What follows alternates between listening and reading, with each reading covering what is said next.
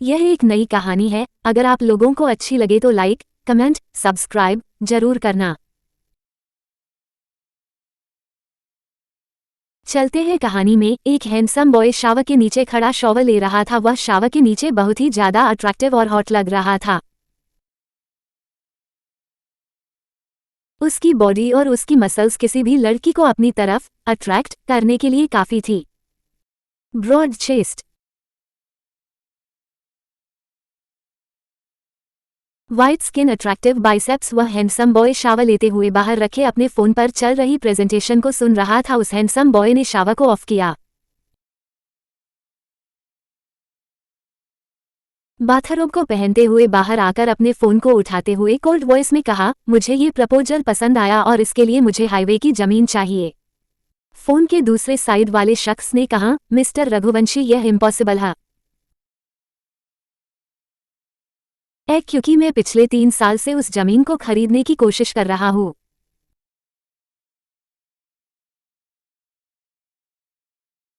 लेकिन उस जमीन की ओनर ने उस जमीन को बेचने से साफ साफ मना कर दिया। मैंने उस जमीन की कीमत करोड़ों में लगाई, लेकिन फिर भी उस जमीन को देने से मना कर दिया।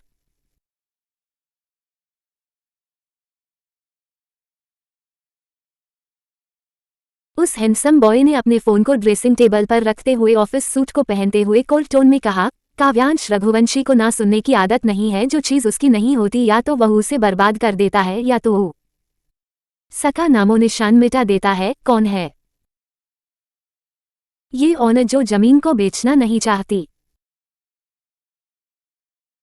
ये हैंडसम बॉय कोई और नहीं बल्कि काव्यांश रघुवंशी है। काव्यांश रघुवंशी, रघुवंशी अंपायर का सीईओ, जिसकी ताकत उसकी फैमिली है, सक्सेस उसका जुनून है और जीतना उसकी जिद। अपने उसूल के सामने वह जीत और हार नहीं देखता, न ही नुकसान और फायदा। जिस बात के लिए उसके उसूल उसे इजाजत नहीं देते वह काम वह कभी नहीं करता। काव्यांश रघुवंशी की बात सुनकर फोन के दूसरे साइड वाले शख्स ने काव्यांश रघुवंशी से कहा, मिस्टर रघुवंशी, उस जमीन की ओनर कोई मामूली इंसान नहीं है बल्कि एक बहुत ही फेमस लॉयर है। अगर आप उन्हें ब्लैकमेल करने की कोशिश करते हैं तो वह आप पर ऐसे ऐसे चार्जेस लगाती हैं जिसका आप कभी सोच भी नहीं सकते। आज तक वो कोई भी केस नहीं हारी। वो बिल्कुल आप ही की तरह है, अपने काम में कोई समझौता नहीं। जो केस कोई भी लॉयर लेने के लिए तैयार नहीं होता वह केस वह लेती है, क्योंकि उस लॉयर को एडवेंचर से खेलने का बहुत शौक है। काव्यांश अपने बालों को सेट कर रहा था। एक लॉयर की इतनी तारीफ सुनकर उसके हाथ रुक गए। उसने पूछा, आखिर कौन है वो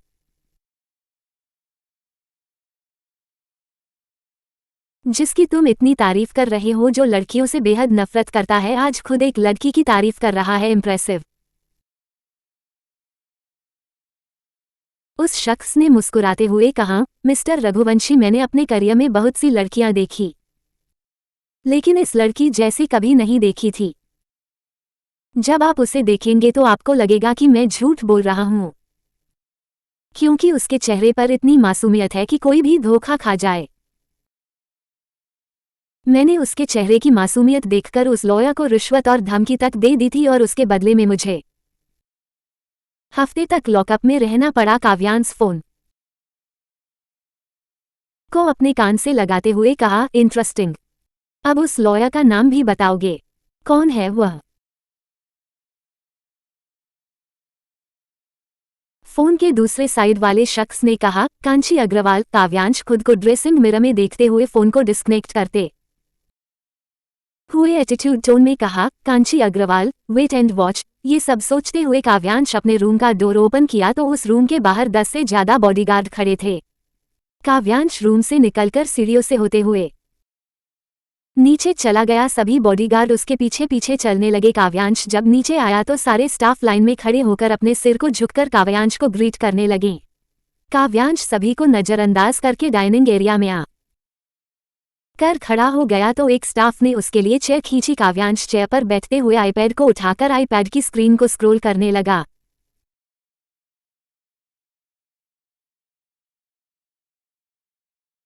डाइनिंग टेबल के चारों तरफ स्टाफ सिर झुकाए खड़े थे। उस डाइनिंग टेबल पर और भी लोग थे। मानव रघुवंशी ने अपने बेटे काव्यांश रघुवंशी से कहा, आपकी पूरी लाइफ है बिजनेस को संभालने के लिए, अब आपको खुद पर ध्यान दें। आज चाहिए काव्यांश, अब आपको शादी कर लेनी चाहिए, आप 30 के होने जा रहे हैं। काव्यांश जो आईपैड पर कुछ देख रहा था, उसने अपने बड़ी बड़ी पलकों को उठाते हुए अपनी नीली समंदर जैसी शांत आंखों से अपने डैड मानव रघुवंशी को देखते हुए कहा, डैड मैंने आपसे पहले भी कहा है और आज भी कह रहा हूँ, मैं समझौते की शादी नहीं करना चाहता।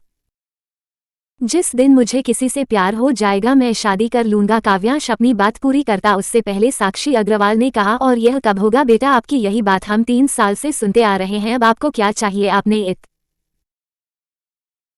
कम उम्र में इतना बड़ा अंपायर खड़ा किया, आप इतने सक्सेसफुल बिजनेसमैन हैं, बड़ी सी बड़ी कंपनी आपके अंडर चलती है, अब आप क्या हासिल करना चाहते हैं? हम सिर्फ ये चाहते हैं कि हमारा इकलौता बेटा खुश रहे। जो बातें वो हमसे शेयर नहीं करता वह अपने पार्टनर से कर सके, क्या ये सोचना गलत है बेटा? काव्यांश अपनी मॉम को देखते हुए कहा, मॉम मैंने आपसे कब कहा कि आप गलत है? बस मैं शादी नहीं करना चाहता क्योंकि मैं अभी अपने बिजनेस को 7वें आसमान की ऊंचाइयों तक पहुंचाना चाहता हूं। मैं चाहता कि हर कोई मेरे सामने सिर झुकाए, मैं वह सब कुछ हासिल करना चाहता हूं जो डैड हासिल करना चाहते थे। मैं उन लोगों से बदला लेना चाहता हूं जिन्होंने कभी डैड की बेइज्जती की थी। यह सब कहते हुए काव्यांश की आंखों में गुस्सा और नफरत थी, उसके चेहरे पर कोई एक्सप्रेशन नहीं था, लेकिन उसकी आंखें दिखने में बहुत ही खतरनाक थी। मानव जी ने अपने बेटे से कहा, काव्यांश गुजरे हुए वक्त और लोगों को हम बदल नहीं सकते, उन्हें भूल जाना ही बेहतर है। काव्यांश ने बीच में अपनी कोल्ड टोन में कहा, भूल नहीं सकते डैड, लेकिन उन्हें बर्बाद कर सकते हैं। मेरी सक्सेस का मकसद है उनकी बर्बादी। मैं उन्हें इस तरह बर्बाद करना चाहता हूं कि वो आपके सामने सिर झुकाए, आपके सामने गिड़गिड़ाए, और मैं ऐसा जरूर करूंगा। डैड एक्सक्यूज मी डैड, आप लोग ब्रेकफास्ट एंजॉय कीजिए, मेरी आज एक इम्पॉर्टेंट मीटिंग है, इसलिए आप लोग मेरा इंतजार मत कीजिएगा, अपना ख्याल रखिएगा। इतना कहकर काव्यांश वहां से चला गया। काव्यांश हवेली के बाहर निकला तो 10 से ज्यादा ब्लैक ऑडी कार उसके सामने खड़ी थी। काव्यांश सबसे आगे वाली ऑडी में जाकर बैठ गया। उसकी कार फाउंटेन के चारों तरफ राउंड करते हुए हवेली के मेन गेट से बाहर निकल गई। काव्यांश के ऑडी कार के पीछे 10 ऑडी कार और चल रही थी। मानव और साक्षी अपने बेटे को इस तरह जाते देख मुस्कुरा रहे थे। किसे बर्बाद करने की बात कर रहा है काव्यांश? क्या काव्यांश कांची से उस जमीन को हासिल कर पाएगा? रात का वक्त ब्लैक मून रिजॉर्ट में आज एक बहुत ही ग्रैंड पार्टी थी। एक बिजनेसमैन ने अपने प्रोजेक्ट की सक्सेस पर यह पार्टी रखी थी। उसने हर बड़े से बड़े बिजनेसमैन और अपने सबसे अच्छे दोस्त को भी बुलाया था, और उसका दोस्त कोई और नहीं बल्कि काव्यांश रघुवंशी था। काव्यांश विक्रम ओबरॉय से हैंडशेक करते हुए पूछा, शॉर्ट नोटिस पर पार्टी रखने का रीजन जान सकता हूं मैं तुमसे? विक्रम ने मुस्कुराते हुए कहा, तुम्हें पता है ना काव्यांश, तुमने मुझे जो प्रोजेक्ट दिया था मैंने उसे पूरा कर लिया है, और क्लाइंट मुझसे बहुत खुश है, इसलिए मैं अपनी खुशियों को उदयपुर के हर इंसान को दिखाना चाहता हूं। काव्यांश ने एटीट्यूड टोन में कहा, एक बात मेरी ध्यान से सुनना विक्रम, ज्यादा उड़ने वाले और ज्यादा शो ऑफ का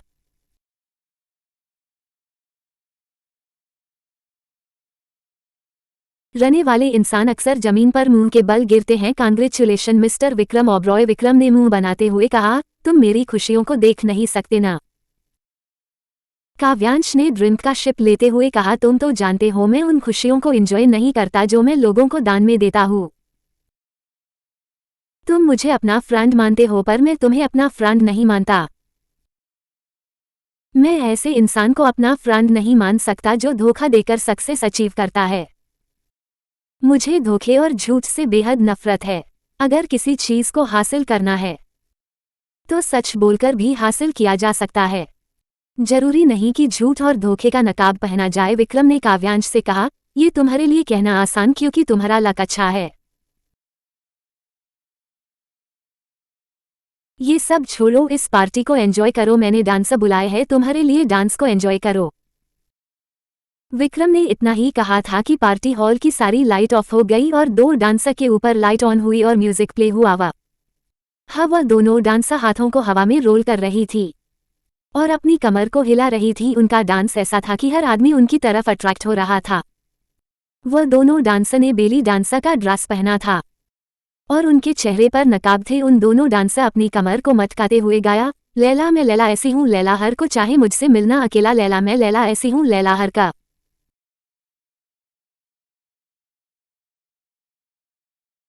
ओ चाहे मुझसे मिलना अकेला। उन दोनों डांसर में से एक डांसर की आंखें बिल्कुल काव्यांश की तरह थी, नीली। दोनों डांसर विक्रम और काव्यांश के पास गई। नीली आंखों वाली डांसर काव्यांश के पास जाकर काव्यांश के चारों तरफ घूमत एक काव्यांश के सामने डांस करते हुए गाया, जिसको भी देखूं दुनिया भुला दूं मजनू बना दूं ऐसी मैं लैला। काव्यांश नीली आंखों वाली डांसर की तरफ से अपने चेहरे को फेर कर अपनी ड्रिंक एंजॉय करने लगा। दूसरी डांसर विक्रम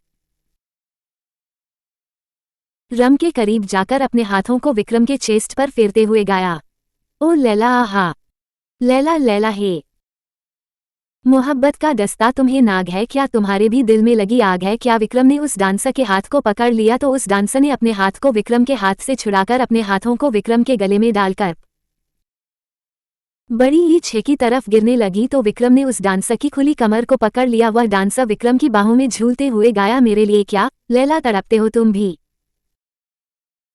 लैला मैं बेताब जैसे, लैला तुम्हारे लिए हूँ। नीली आंखों वाली डांसर उस हॉल में चारों तरफ घूमते हुए अपने आंखों से इशारा करते हुए गाया, लैला मैं लैला ऐसी हूँ लैला हर को चाहे मुझसे मिलना अकेला, लैला ओ लैला लैला है सी तू लैला हर कोई चाहे तुझसे मिलना अकेला। दूसरी डांसर ने डांस करते हुए विक्रम से कहा, मुझे बर्बाद करके तुम यहाँ पार्टी कर रहे हो। उस डांसर ने इतना ही कहा था कि विक्रम के पसीने होने लगे। पार्टी में आए हुए सभी आदमियों का ध्यान नीली आंखों वाली डांसर पर था।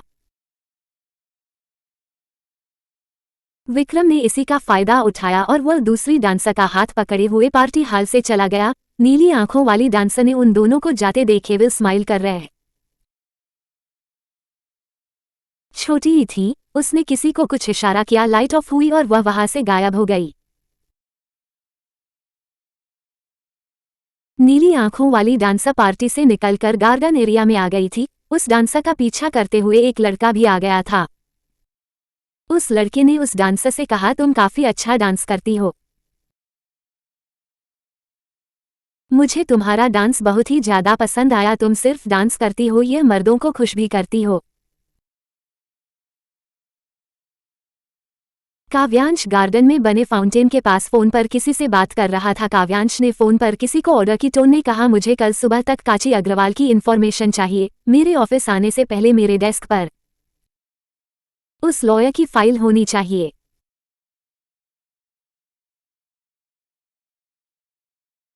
फोन के दूसरे साइड काव्यांश के असिस्टेंट मोहित ने कहा, ओके बॉस। फोन पर बात करते हुए काव्यांश की नज़र नीली आंखों वाली डांसर और उस लड़के पर पड़ी। नीली आंखों वाली डांसर ने अपने आप से कहा, कांची अपने गुस्से को कंट्रोल कर वरना तेरा सच सबके सामने आ जाएगा।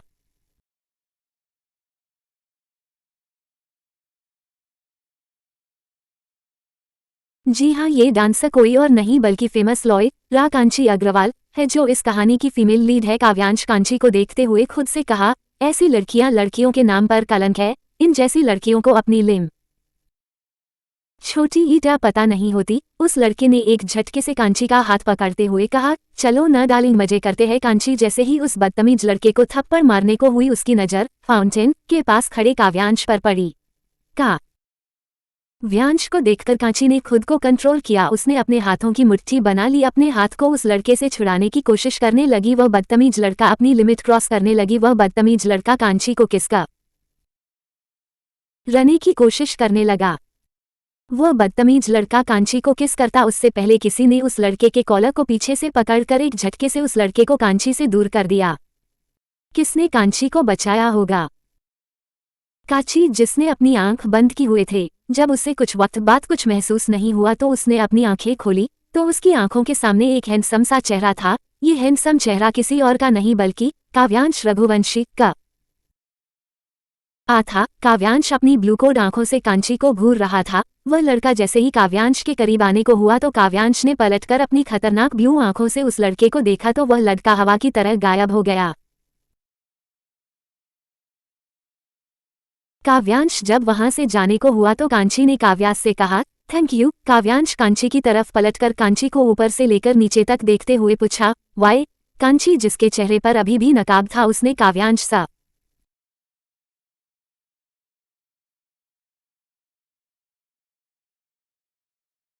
कहा, मेरी इज्जत बचाने के लिए काव्यांश ने कांची से कोल्ड टोन में कहा, मैंने तुम्हारी नहीं बल्कि उस लड़के की इज्जत बचाई है।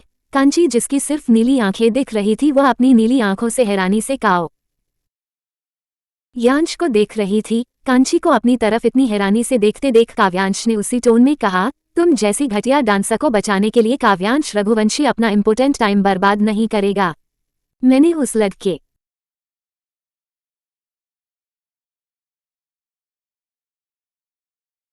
को बचाया है जो तुम जैसे घटिया डांसर के जाल में फंस जाते हैं। तुम जैसी लड़कियां पहले अपने फिगर से उन जैसे लड़कों को अपनी तरफ अट्रैक्ट करती हो और जब वह अट्रैक्ट हो जाते हैं तो तुम जैसी घटिया लड़की मासूम बनने की एक्टिंग करने लगती हो। इसलिए इस गलतफहमी मत रहो कि मैंने तुम्हें बचाया है। कांची को काव्यांश की बातों पर बहुत ही ज्यादा गुस्सा आ रहा था। उसने जैसे ही काव्यांश को थप्पड़ मारने के लिए अपना हाथ उठाया तो काव्यांश कांची के हाथ को पकड़ते हुए कांची की आंखों में देखते हुए कहा, एक बेइज्जत लड़की इज्जतदार लड़के पर हाथ उठाते हुए अच्छे नहीं लगती हैं। कांची अपने हाथ को काव्यांश के हाथों से छुड़ाने की कोशिश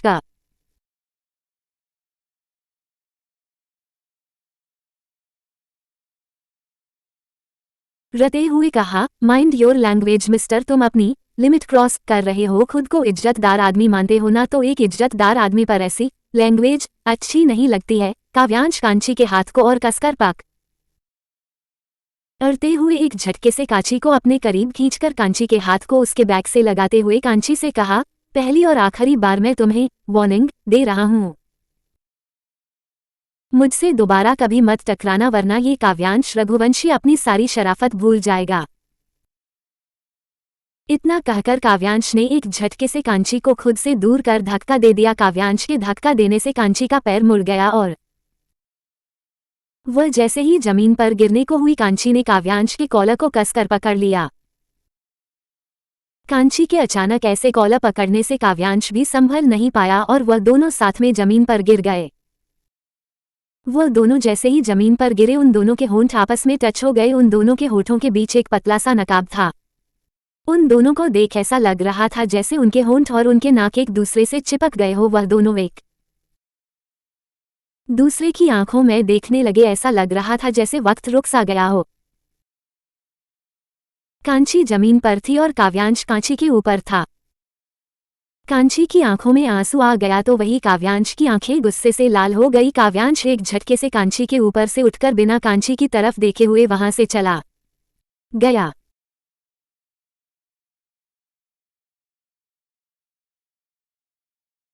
कांची उठकर बैठते हुए अपने चेहरे पर से नकाब को हटाकर अपने होठों पर उंगली फिरते हुए कहा, मेरी फर्स्ट किस को इस डेविल स्ट्रेंजर ने चुरा ली। मैंने अब तक अपने प्यार को अपने होठों तक आने नहीं दिया और इसने पहले ही मीटिंग में मुझे किस कर लिया। I will kill you mister stranger devil. Kanchi खुद को संभालते हुए खड़ी हुई अपने कपड़े को साफ किया और वो उठकर अपनी बुलेट के पास जाकर अपने बुलेट के हैंडल से पैकेट को न छोटी ही डालकर उसमें से जैकेट निकालकर पहनते हुए अपनी जैकेट को हाफ बंद किया और उसकी स्लीव को थोड़ा सा ऊपर कर लिया। उसने शॉर्ट को बेली डांसर के ड्रेस के ऊपर से ही पहन लिया। अपने बालों को पोनीटेल में बांधा। अपने हाथों में स्मार्ट वॉच पहनी। कानों में लॉन्ग ईयरिंग पहना। कांची उस ब्लैक शर्ट और टॉप जैकेट में बहुत ही खूबसूरत लग रही थी। उसने खुद को बुलेट के आईने में देखा, लिपस्टिक लगाया और फिर वहां से चली गई। दूसरी तरफ विक्रम ने उस बार डांसर के शोल्डर को कसकर पकड़ते हुए कहा, तुम इतनी बेशर्म कैसी हो सकती हो। कोर्ट में अपनी बेइज्जती करा के सुकून नहीं मिला था।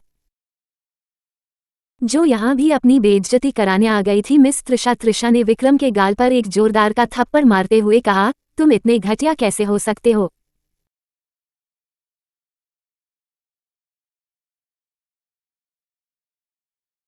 तुमने एक प्रोजेक्ट के लिए मेरे साथ प्यार का नाटक किया, मेरे साथ सोकर मेरी प्रेजेंटेशन को चुराकर धोखे से प्रोजेक्ट को हासिल करके यहाँ पार्टी कर रहे हो और मुझे दूध में पड़ी मक्खी की तरह निकालकर बाहर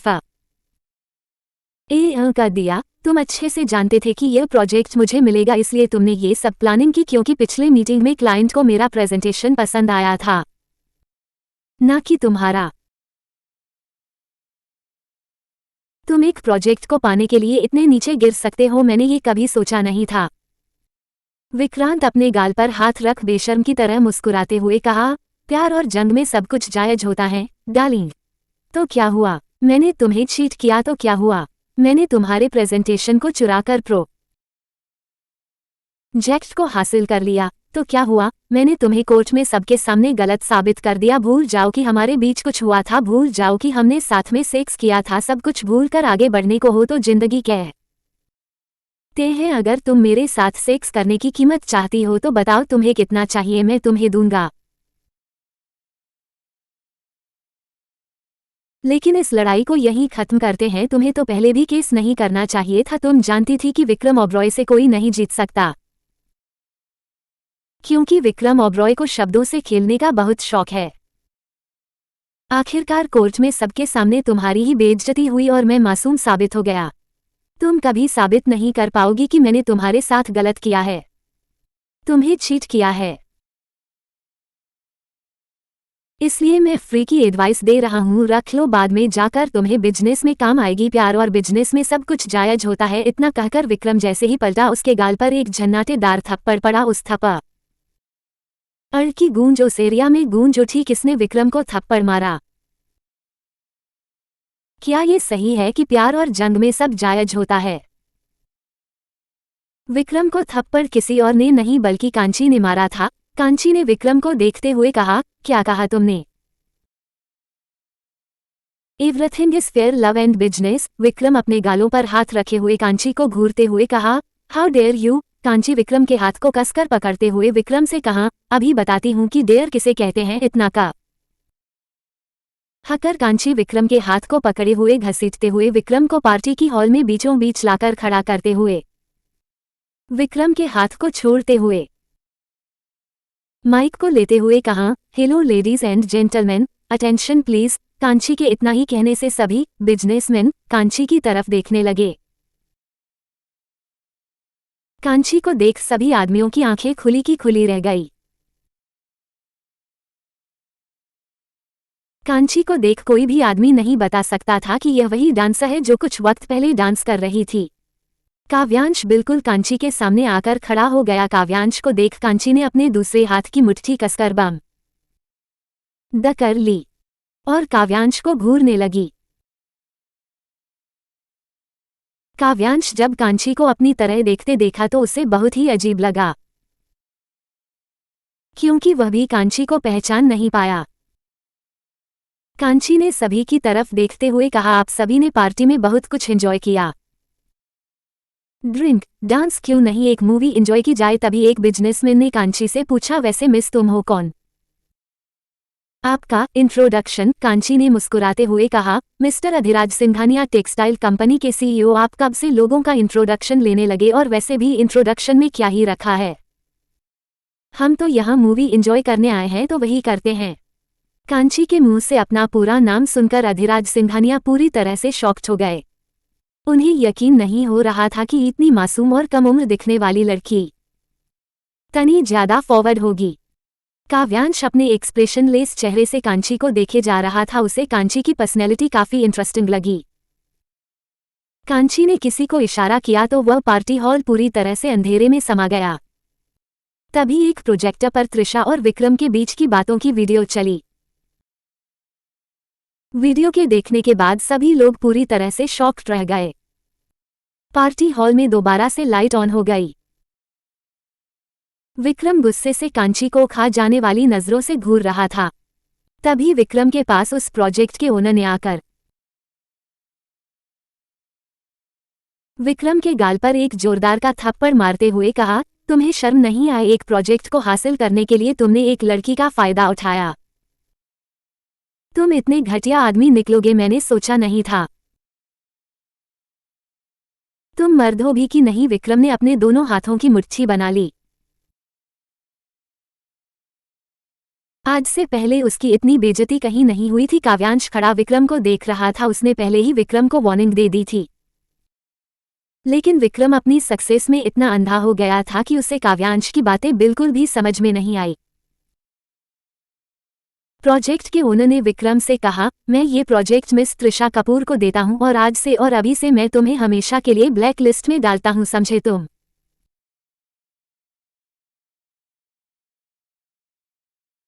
इतना कहकर उस प्रोजेक्ट के ओनर वहां से चले गए। कांची विक्रम के पास आकर अपने पर्स से 1000 रुपये निकालकर विक्रम के हाथों में रखेते हुए कहा, आज तुम्हें इसकी ज्यादा जरूरत है, तुमने मुझे केस हारने पर 1000 रुपये फीस पे की थी ना, मैं आज तुम्हारी बेइज्जती की फीस पे कर रही हूँ। इसे मेरा रिटर्न गिफ्ट समझना मिस्टर ओबरॉय। विक्रम गुस्से से कांची की तरह बढ़ते हुए कहा, तुम्हें ये बेइज्जती बहुत महंगी पड़ेगी। कांची एक कदम पीछे जाते हुए कहा, अगर तुमने मेरी तरफ एक कदम भी बढ़ाया ना तो अपनी पूरी जिंदगी जेल में काटना। और क्या कहा था तुमने कि मुझ जैसी घटिया लॉयर तुम्हारा कुछ नहीं बिगाड़ पाएगी। इतना कहकर कांची ने दूसरा थप्पड़ विक्रम के गाल पर मारते हुए कहा, ये रहा मेरा जवाब। और एक बात इतना कहकर कांची काव्यांश और विक्रम दोनों को देखते हुए कहा, कभी भी किसी लड़की की सेल्फ रिस्पेक्ट को अंडरएस्टिमेट नहीं करना चाहिए, क्योंकि जब वह अपने पर आती है ना तो तुम जैसे अमीर बिजनेसमैन को ऊंची ऊंची बिल्डिंग में से निकालकर सड़क पर लाकर खड़ा कर सकती हैं, जैसे मैंने और मेरे क्लाइंट ने तुम्हें लाकर खड़ा कर दिया। अंडरस्टैंड। इतना कहकर कांची अपने हाथ को टिश्यू पेपर से साफ किया और वह वहां से चली गई। कांची ने जाते हुए काव्यांश को गिरी हुई नजरों से देखा और फिर वहां से चली गई। काव्यांश कांची को घूरने लगा। वह विक्रम के पास आया और विक्रम से कहा, कांग्रेचुलेशन विक्रम, आई होप अब तुम्हें अपनी औकात याद आ गई होगी। इतना कहकर काव्यांश ने अपने आंखों पर गोगल लगाया और वह भी वहां से चला गया। अग्रवाल विला। कांची अपनी बुलेट को पार्क करके विला के अंदर कदम रखा तो विला में काफी अंधेरा था। अंधेरा को देख कांची डर से पीछे हो गई। उसे बहुत ही ज्यादा डर लगने लगा, उसे पसीने होने लगे। उसे अपने कान के पीछे पसीने की बूंद गिरती हुई महसूस हुई। कांची ने अपने हाथ को अपने कान के पीछे गर्दन पर फिरते हुए जोर से चिल्लाया, मम्मा। कांची के इतनी जोर से चिल्लाने से उस विला की सारी लाइट ऑन हो गई और एक खूबसूरत सी लेडी ने मुस्कुराते हुए कहा, हैप्पी बर्थडे रसमलाई। लाइट आते ही कांची की हार्टबीट जो बहुत ही ज्यादा तेज हो चुकी थी वो नॉर्मल हो गई। उसने अपने आप को नॉर्मल करते हुए अपनी मम्मा से कहा, यह क्या मजाक था मामा, ऐसे कौन करता है, आप तो जानती हैं ना मुझे अमृता जी। कांची की मॉम ने मुस्कुराते हुए बीच में कहा, सॉरी रसमलाई। कांची कुछ कहती तभी उसकी आंखों पर किसी ने अपने हाथ को रखा और अपने दूसरे हाथ से कांची के कमर को चारों तरफ से लपेटकर एक झटके से कांची को अपनी बाहों में भरते हुए कांची के कान में सेडिक्टिव वॉइस में कहा, आपके लेटाने के गुनाह में आपको रणवीर मित्तल की बाहों में रहने की सजा सुनाई जाती है, क्या आपको ये सजा मंजूर है।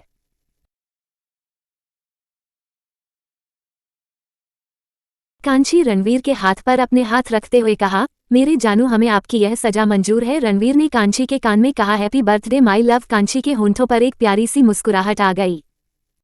क्या इनकी अतरंगी मुलाकात कोई नया मोड़ लेगी। कांची को क्यों अंधेरे से डर लगता है। कांची रणवीर की बाहों में खड़ी थी कि उसे एहसास हुआ कि उसकी मॉम भी है। कांची जल्दी से रणवीर की बाहों से अलग होते हुए कहा, क्या कर रहे हो तुम, यहाँ पर मामा भी है। अमृता जी ने मुस्कुराते हुए कहा, कंटिन्यू रोमांस, मुझे कोई प्रॉब्लम नहीं है। मुझे तो इस बात की खुशी है कि कोई है जो मुझसे ज्यादा मेरी बेटी को प्यार करता है। कांची ने मुंह बनाते हुए कहा, अच्छा बहाना है मुझसे पीछा छुड़ाने का मामा। अमृता जी कांची के गाल पर हाथ रखते हुए कहा, तुम तो मेरी रसमलाई हो, तुमसे पीछा छुड़ाना नामुमकिन है। तीनों मुस्कुराने लगे। तीनों ने मिलकर कांची का बर्थडे केक काटा। अमृता जी ने कांची को केक खिलाया। रणवीर कांची को केक खिलाकर जैसे ही उसके गाल पर किस करने को हुआ तो कांची एक कदम पीछे हो गई। कांची को खुद से दूरी बनाते देख रणवीर को अच्छा नहीं लगा, लेकिन उसने कुछ नहीं कहा। अमृता जी ने कांची से कहा, मैं हॉस्पिटल जा रही हूँ, एक इमरजेंसी केस आ गया है, तब तक तुम दोनों एंजॉय करो। सत के 9 बजे बज रहे थे। अमृता जी वहां से चली गई। कांची चेंज करने चली गई।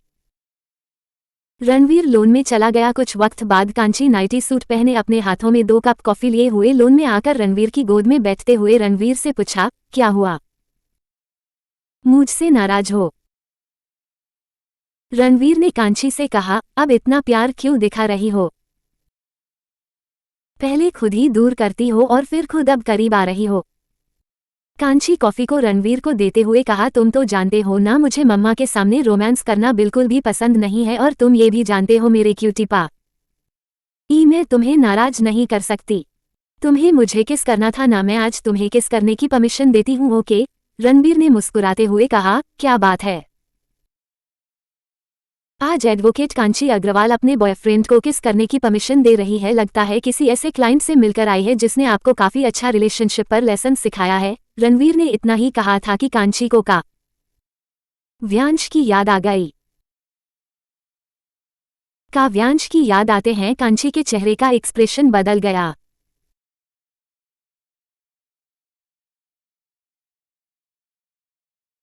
कांची ने दोनों कप कॉफी टेबल पर रखते हुए रणवीर के थाई पर बैठे हुए अपने पैरों को रणवीर के कमर के चारों तरफ लपेटकर रणवीर की आंखों में देखते हुए रणवीर से कहा, तुम्हें नहीं लगता तुम आजकल कुछ ज्यादा ही अजीब बिहेव कर रहे हो? कॉल नहीं करते हो, मैसेज का रिप्लाई नहीं करते हो और जब भी मिलते हो चिपकने की कोशिश करते हो। कोई लड़की मिल गई है क्या जो हर वक्त चिपकने का नशा चढ़ा रहता है? कांची के बातों से रणवीर के हरे की हवाएं उड़ गई। रणवीर अपने चेहरे के एक्सप्रेशन को ठीक करते हुए कांची से कहा, तुम तो जानती हो ना माय लव, मैं तुम्हें धोखा नहीं दे सकता because I love you. Kanchi ने मुस्कुराते हुए कहा, आई लव यू टू। वैसे मुझे तुमसे कुछ बात करनी है, मैं तुमसे इसी मंथ में शादी करना चाहती हूँ।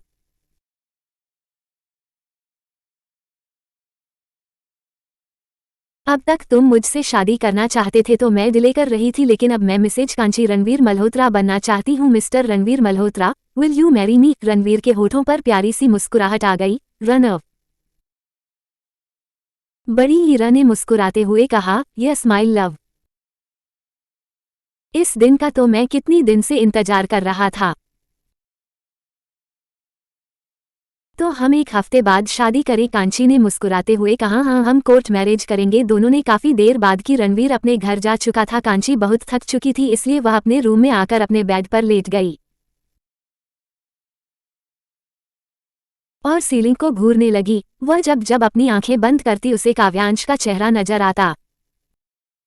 उसकी और काव्यांश की पहली किस, ये सब याद करते ही कांची उठकर बेड पर बैठते हुए कहा, यह मुझे क्या हो रहा है? आखिर वह डेविल मेरे दिमाग से निकल क्यों नहीं रहा है?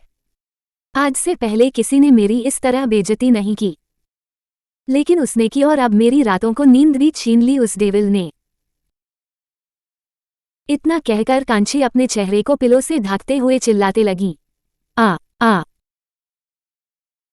आ। तो वहीं दूसरी तरफ काव्यांश अपने हाथों में ड्रिंक का गिलास लिए हुए खिड़की के पास खड़ा चांद को देखते हुए ड्रिंक पी रहा था। उसे उस पूरे काले आसमान में अपनी और कांची के बीच में हुई किसी मूवी की तरह दिख रही थी।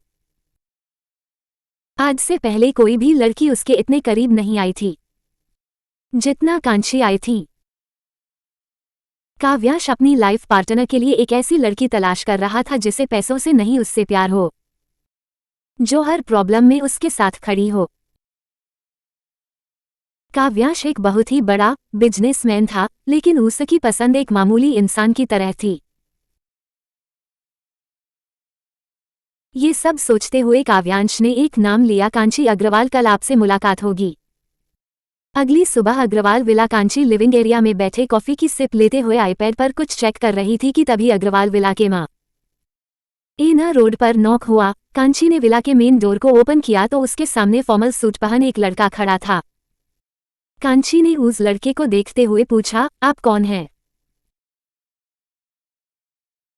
उस लड़के ने कहा, हेलो मैम, मैं अमित हूँ, रघुवंशी इंडस्ट्रीज का एम्प्लॉय हूँ। रघुवंशी इंडस्ट्रीज के सीईओ आपसे मिलना चाहते हैं, तो क्या आप इस वक्त फ्री हैं?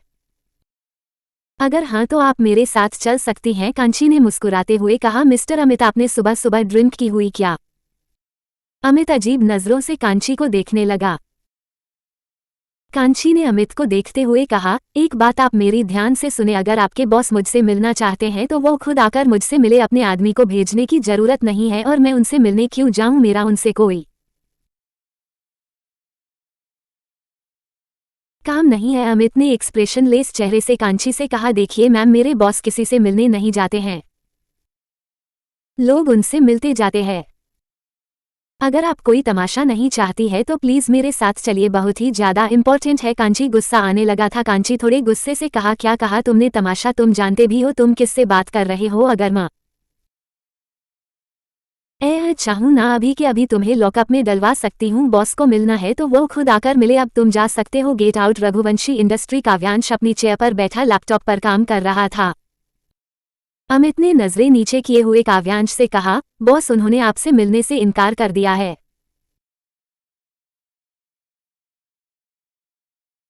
उनका कहना है कि अगर आपके बॉस को मिलना है तो वो खुद आकर मिले, वह आपसे मिलने नहीं आएंगी और उन्होंने मुझे लॉकअप में डालने तक की धमकी दे दी। अमित ने इतना ही कहा था कि काव्यांश अपनी कोल्ड ब्लू आंखों से अमित को देखते हुए कहा, एक लड़की ने तुम्हें धमकी दे और तुम सुनकर चले भी आए। काव्यांश, रघुवंशी का एम्प्लॉय इतना डरपोक कैसे हो सकता है? मुझे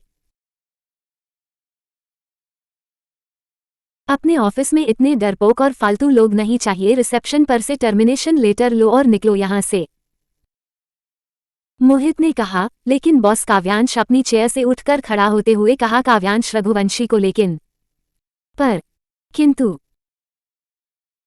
परंतु ये सब सुनने की आदत नहीं है, मैंने कहा ना आउट। मोहित बिना कुछ कहे वहां से चला गया। काव्यांश ने कांच की फाइल को पढ़ने के बाद कहा, अब मैं तुम्हें बताता हूं कि काव्यांश रघुवंशी लोगों से कैसे मिलता है। का वक्त जांची कोर्ट से आ रही थी। उसने विक्रम को 7 साल की सजा दिलाई थी। कांची अपनी बुलेट को फुल स्पीड में ड्राइव करते हुए जा रही थी कि तभी उसके बुलेट के सामने अचानक से कार आ गई। कांची खुद को बचाने के लिए बुलेट को ब्रेक लगा दी, जिससे कांची की बुलेट स्लिप हो गई। कांची जमीन पर गिर गई। उसके हाथ में काफी ज्यादा चोट आ गई थी। उस ब्लैक कार का फ्रंट डोर ओपन हुआ और एक शख्स बाहर आया जो ऊपर से नीचे तक ब्लैक फॉर्मल सूट में था। कांची खुद को संभालते हुए जमीन से खड़े होते हुए कहा, संकी हो क्या?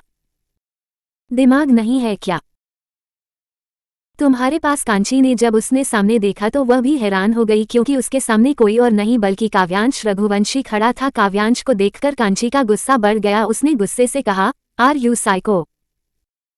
काव्यांश ने जब कांची को देखा तो वह भी हैरान हो गया। काव्यांश ने एटीट्यूड टोन में कहा, yes I am a psycho. Kanchi को अब और भी ज्यादा गुस्सा आने लगा, क्योंकि काव्यांश उससे बदतमीजी कर रहा था। कांचित ने काव्यांश को देखते हुए कहा, मेरे रास्ते को इस तरह ब्लॉक करने की वजह जान सकती हूँ मैं आपसे? काव्यांश ने कहा, आई लव यू। कांची हैरानी से कहा, वॉट? आखिर काव्यांश कांची के पीछे क्यों पड़ा है? अगर आप लोगों को एक कहानी अच्छी लगे तो लाइक, कमेंट, सब्सक्राइब जरूर करना। तुम मिलते हैं अगले पाठ में।